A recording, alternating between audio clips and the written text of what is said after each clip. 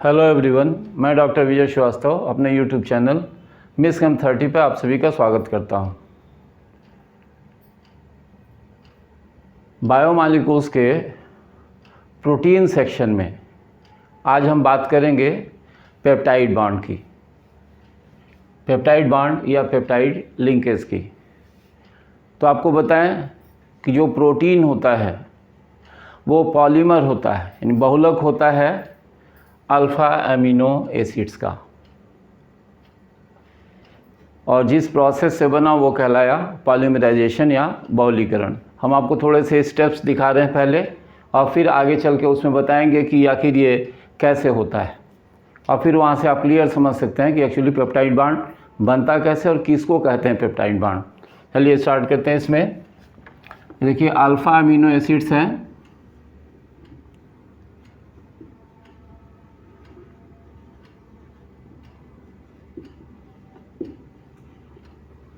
और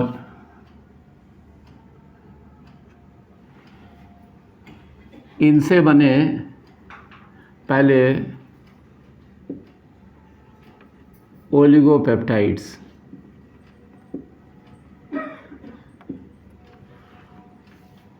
ओलिगोपेप्टाइड से फर्दर बनते हैं पॉलीपेप्टाइड्स,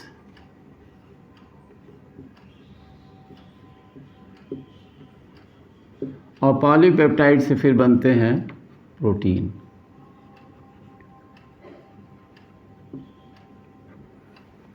तो ये जो आपको दिखलाया हमने प्रोसेसिंग कि अमीनो एसिड्स मिलते हैं, ओलिगोपेप्टाइड्स बनाते हैं, फर्दर अमीनो एसिड्स अटैच होते हैं तो पॉलीपेप्टाइड्स बनते हैं, और अटैचमेंट होता है तो फाइनली प्रोटीन बन जाता है। ये प्रोसेस ओवरऑल जो होता है वो कहलाता है पॉलीमराइजेशन या बहुलीकरण।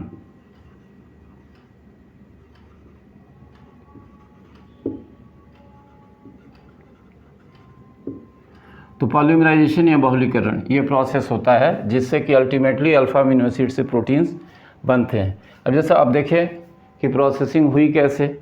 अल्फ़ा अमीनो एसिड का जो जनरल स्ट्रक्चर है वो हम लिख रहे हैं इस तरह से,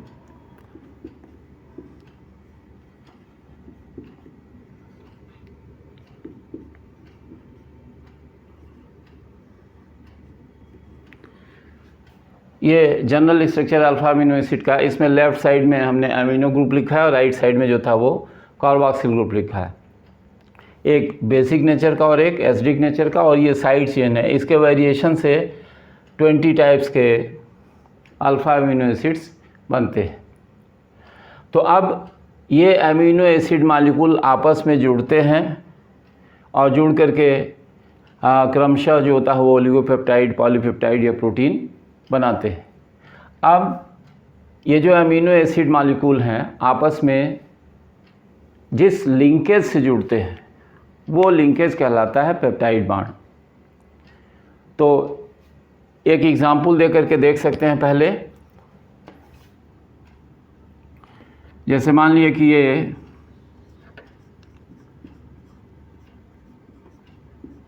अमीनो एसिड है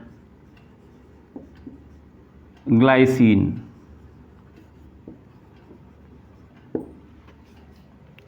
सिंपलेस्ट अमीनो एसिड है, और इसके साथ हम दूसरा अमीनो एसिड मॉलिक्यूल जो जोड़ रहे हैं इसमें वो है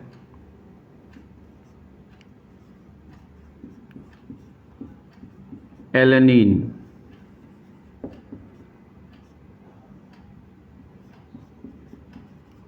तो ये ग्लाइसिन है और ये एलेनिन है।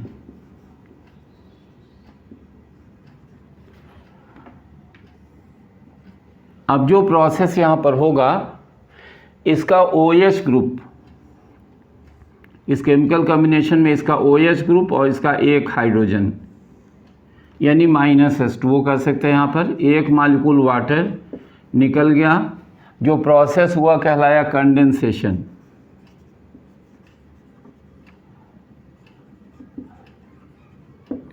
यानी संघनन।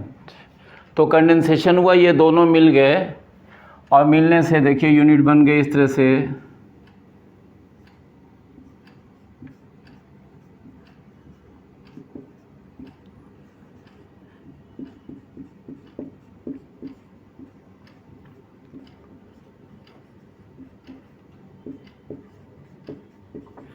ये बना,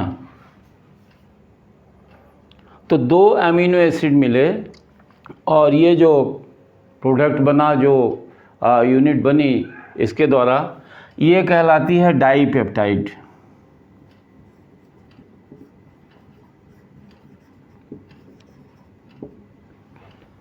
और 2 अमीनो एसिड को लिंक करने वाला, जोड़ने वाला जो कोवैलेंट बांड बना, ये बांड कहलाया पेप्टाइड बांड।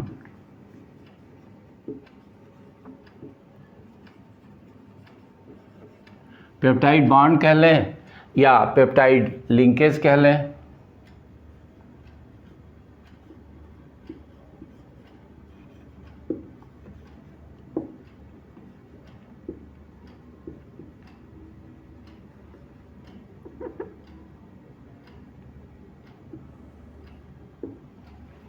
तो ये दिखाया हमने कि पेप्टाइड बॉन्ड कैसे बनता है।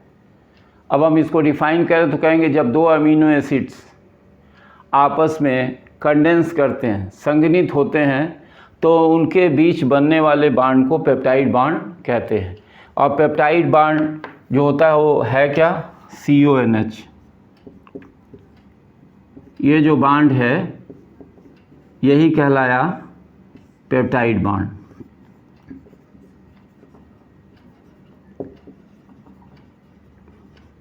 तो ये एक कोवैलेंट बांड है, कोवैलेंट लिंकेज है, और जिस प्रक्रिया से बना वो कहलाया कंडेंसेशन या संघनन। आपको बताएं कि पॉलीमराइजेशन 2 तरह से होता है, एक एडिशन पॉलीमराइजेशन होता है और एक कंडेंसेशन पॉलीमराइजेशन। तो एडिशन पॉलीमराइजेशन में जो यूनिट्स आपस में मिलती हैं, उनमें से, उनके मिलने से जो प्रोडक्ट बनता है उसमें कुछ भी बाहर नहीं निकलता है, मतलब जो कुछ भी होता है आपस में अटैच हो जाता है। और वो जनरली तब होता है जब अनसेचुरेटेड मोनोमर यूनिट्स होती हैं, यानी जिनके मिलने से बनता है वो अनसेचुरेटेड होती हैं, डबल या ट्रिपल बॉन्ड्स होते हैं, तो उनमें से कुछ भी बाहर नहीं निकलता है। लेकिन जब एमिनो एसिड्स या ऐसी यूनिट्स आपस में मिलें और मिलने से छोटे मॉलिक्यूल्स जैसे वाटर, अमोनिया, मेथनॉल, ऐसे मॉलिक्यूल्स अगर बाहर निकलते हैं यूनिट्स के जुड़ने पर, तो जो प्रोसेस होता है वो कहता है कंडेंसेशन। और इससे अगर पॉलीमर बना तो प्रोसेस हो गया कंडेंसेशन पॉलीमराइजेशन। तो आपको बताया हमने इसमें कि एमिनो एसिड्स आपस में जिस बांड से जुड़े होते हैं उस बांड को हम कहते हैं पेप्टाइड बांड या पेप्टाइड लिंकेज। अब 2 अमीनो एसिड जब आपस में मिलते हैं तो उनसे जो पेप्टाइड बना वो कहलाया डाईपेप्टाइड। अगर 3 अटैच हुए तो ट्राईपेप्टाइड, 4 हुए तो टेट्रापेप्टाइड। अब कहेंगे कि ऐसे जुड़ते जाएंगे तो फिर फाइनली कहेंगे क्या, तो हम थोड़ा सा इसको और क्लियर करते हैं आपको कि जो नेम्स होते हैं, कब ओलिगोपेप्टाइड हम उनको कहेंगे, कब पॉलीपेप्टाइड कहेंगे और कब प्रोटीन कहेंगे, इसको देखते हैं इसी के साथ में। तो उम्मीद करते हैं कि पेप्टाइड बांड आपको समझ में आया होगा कि जब 2 अल्फ़ा अमीनो एसिड्स आपस में मिलकर डाईपेप्टाइड बनाते हैं या 2 से अधिक अल्फ़ा अमीनो एसिड्स आपस में मिलकर के पेप्टाइड्स बनाते हैं, तो उनके बीच बनने वाले बांड को पेप्टाइड बांड कहते हैं। ये व्हेन 2 सिमिलर और different amino acids undergo condensation, the bond found between them is called peptide bond. The process is not restricted to condensation of only 2 amino acids. The number of amino acids is usually more than 2, and in between these units the bonds formed are called peptide bonds. तो आप किसी तरीके से कह सकते हैं कि 2 या 2 से अधिक एक ही अमीनो अम्ल के या अलग अलग अमीनो अम्ल के अणु जब आपस में संघनित होते हैं तो उनके फलस्वरूप बनने वाले यौगिक को हम पेप्टाइड कहते हैं। इन जनरल क्या बोलेंगे? पेप्टाइड। और उनके बीच जो बंध बनेगा, जो बांड बनेगा, वो कहलाएगा पेप्टाइड बांड या पेप्टाइड लीकेज। उम्मीद करते हैं बात अब क्लियर हो गई होगी। तो हमने दिखाया 2 अमीनो एसिड्स को मिला करके कि ग्लाइसिन एलेनिन मिले और ये जो था वो डाईपेप्टाइड बना। अब ये डाईपेप्टाइड जो बना उसका नाम भी आपको बता दें कि जिस यूनिट से कार्बोक्सिल ग्रुप कंबाइन करता है उसके नेम में हम INE हटा देते हैं। ये INE ये पोर्शन हटाते हैं और वहाँ YL जोड़ देते हैं। तो ये हो गया ग्लाइसिल, GLYCYL, YL जोड़ दिया। और ये पूरा का पूरा नाम जिसमें COOH ग्रुप रह जाता है उसका पूरा नाम यहाँ रह जाता है एलेनिन। तो ग्लाइसिल एलेनिन ये एक डाईपेप्टाइड हुआ। ये हमने आपको बताया कि इसमें एक पॉलीपेप्टाइड, ये एक पेप्टाइड बांड इसमें बना हुआ। अब हम आपको 3 अमीनो एसिड्स का कॉम्बिनेशन दिखाते हैं।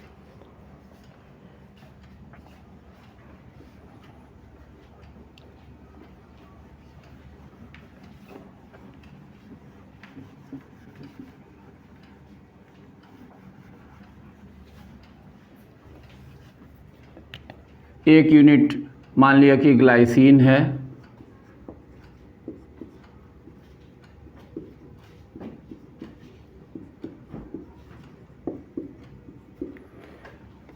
दूसरी यूनिट एलेनिन है,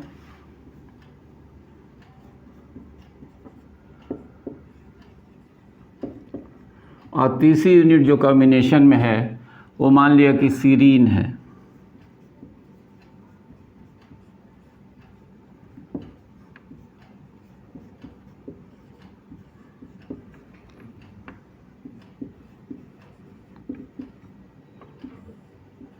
तो अब पेप्टाइड लिंकेज का फॉर्मेशन होगा इन 3 यूनिट्स के बीच में। नाम फिर से बता दें आपको, ये ग्लाइसिन, एलेनिन और ये हो गए सीरीन। अब कॉम्बिनेशन में यहाँ से H2O मॉलिक्यूल निकलेगा, यहाँ से भी H2O मॉलिक्यूल निकलेगा, और कॉम्बिनेशन से जो प्रोडक्ट बनेगा अब आप यहाँ देख सकते हैं।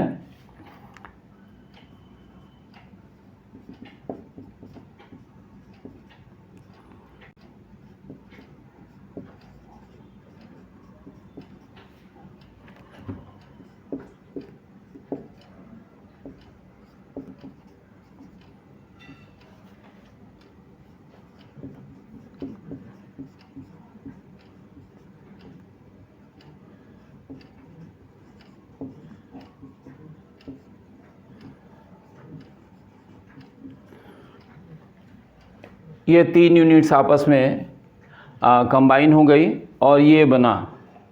तो 3 यूनिट के कॉम्बिनेशन से जो प्रोडक्ट बनेगा वो तो ट्राईपेप्टाइड हो गया,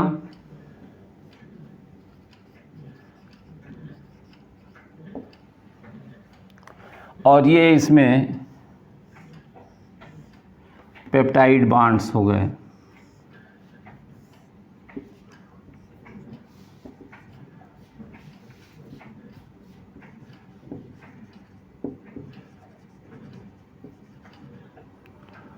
तो ये ट्राईपेप्टाइड बना।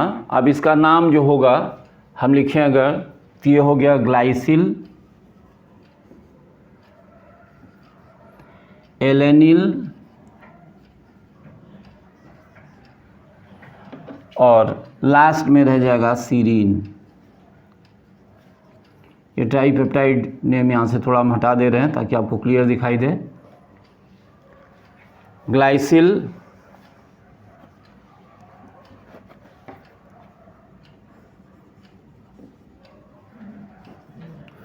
एलेनिल, सीरीन, ये नेम हो गया और ये हुआ क्या, ट्राईपेप्टाइड।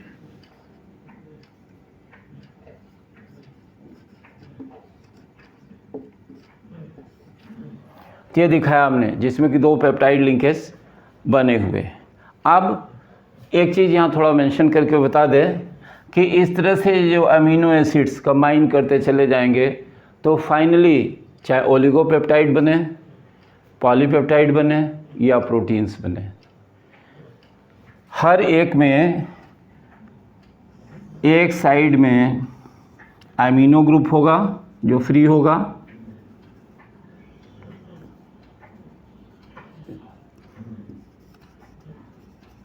और दूसरे साइड में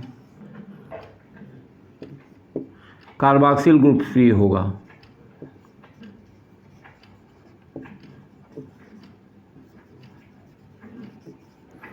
तो अमीनो ग्रुप वाले एंड को जो लेफ्ट साइड में है, इस एंड को हम कहते हैं एन टर्मिनल, और इस एंड को जो राइट साइड में है इसको कहते हैं हम सी टर्मिनल। तो इससे 2 टर्मिनल्स हो जाते हैं। किसी भी पेप्टाइड में या ओलिगोपेप्टाइड में, पॉलीपेप्टाइड या प्रोटीन्स में 2 टर्मिनल्स हो जाएंगे, एक एन टर्मिनल और एक सी टर्मिनल। तो ये हमने आपको बताया कि पॉलीपेप्टाइड्स, ये पेप्टाइड लिंकेज कैसे बनते हैं और उनके मिलने से क्रमशः क्या क्या बनता है। अब थोड़ा सा हमें जानना होगा कि कितनी यूनिट्स मिलेंगी तो ओलिगोपेप्टाइड बनेगा, कितनी मिलेंगी तो पॉलीपेप्टाइड बनेगा, और कितनी यूनिट्स अमीनो एसिड्स की मिलेंगी तो प्रोटीन बनेगा। तो ये उम्मीद करते हैं कि ये पेप्टाइड लिंकेज का फॉर्मेशन और कैसे नेम से साइन करते हैं इसमें, और number of amino acid units के बेसिस पर क्या नाम देते हैं। तो ये इतनी बात क्लियर हो गई होगी। अब हम बात करते हैं ओलिगोपेप्टाइड्स, पॉलीपेप्टाइड्स और प्रोटीन्स की।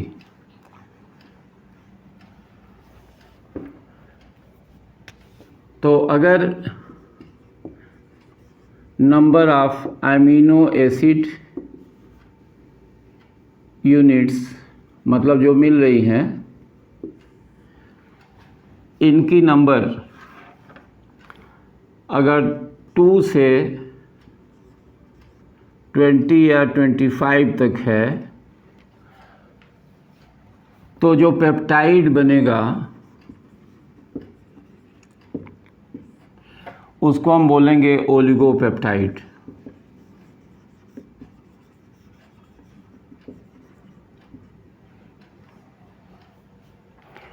और अगर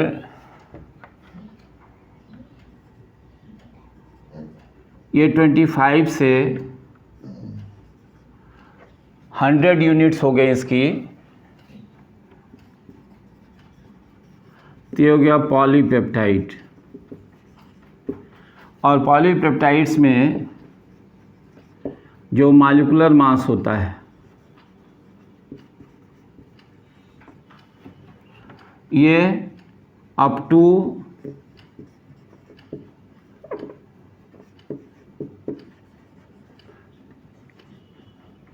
10,000 ये यूनिट है इसकी यूनिफाइड मास की। तो मॉलिक्यूलर वेट अप टू 10,000 अगर है तो ये बना पॉलीपेप्टाइड। और मोर देन 100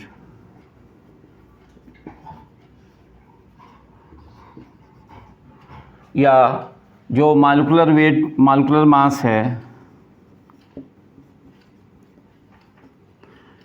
ये ग्रेटर देन 10,000 हो गया, तो उस कंडीशन में बना ये प्रोटीन।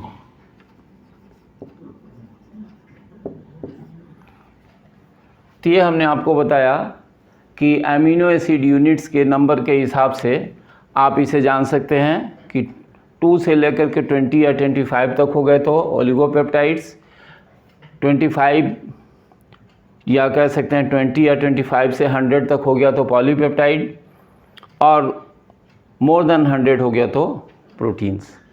अब ये तो मतलब कि जनरल बात होगी, इसमें क्या है। लेकिन हम बात करें कि एग्ज़ाम्पल में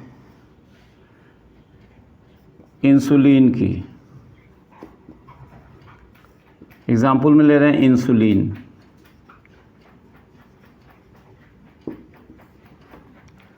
तो इंसुलिन में नंबर ऑफ एमिनो एसिड्स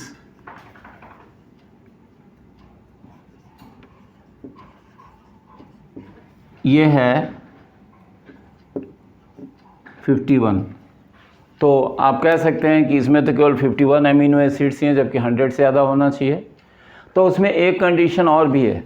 वो कंडीशन ये है कि अगर जो पॉलीपेप्टाइड चेन बनी उसका कन्फॉर्मेशन वो दिखने में अगर बिल्कुल प्रोटीन जैसा लगता है, उसका स्ट्रक्चर प्रोटीन जैसा अगर है, तो हम उसे प्रोटीन मान सकते हैं। तो इंसुलिन में भले ही एमिनो एसिड मॉलिक्यूल्स की नंबर 51 है, लेकिन इसका जो कन्फॉर्मेशन होता है वो बिल्कुल प्रोटीन जैसा होता है, इसलिए हम प्रोटीन इसे मानते हैं। तो ये हमने आपको बताया कि पेप्टाइड बॉन्ड क्या होता है या पेप्टाइड लिंकेज क्या होता है। फिर पॉलीमराइजेशन का प्रोसेस हुआ, हमने कहा कंडेंसेशन पॉलीमराइजेशन। तो इसीलिए बताया पहले कि ओलिगोपेप्टाइड बना और नंबर बढ़ी तो पॉलीपेप्टाइड बना, और नंबर और बढ़ गई अमीनो एसिड्स की तो प्रोटीन्स बनते हैं। तो इस तरह से हमने आपको पेप्टाइड बॉन्ड के बारे में भी बताया, एन और सी टर्मिनल्स के बारे में बताया, और ये बता दिया कि एक्सेप्शन भी होता है प्रोटीन के केस में, जिसे इंसुलिन से हमने आपको समझाया। तो उम्मीद करते हैं कि ये वीडियो लेक्चर आपको समझ में आएगा, और इसी तरह से आप हमारी वीडियोस देखते रहिए। अपने कमेंट बॉक्स में मेंशन करते रहिए। अगर आपने चैनल को सब्सक्राइब नहीं किया तो सब्सक्राइब कीजिए, लाइक कीजिए और इसे शेयर कीजिए। बहुत बहुत धन्यवाद।